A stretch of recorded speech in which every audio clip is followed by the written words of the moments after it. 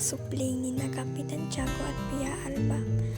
Lumaki ako may takot sa Diyos at pinalaki sa mahigpit na aral ng simbahan.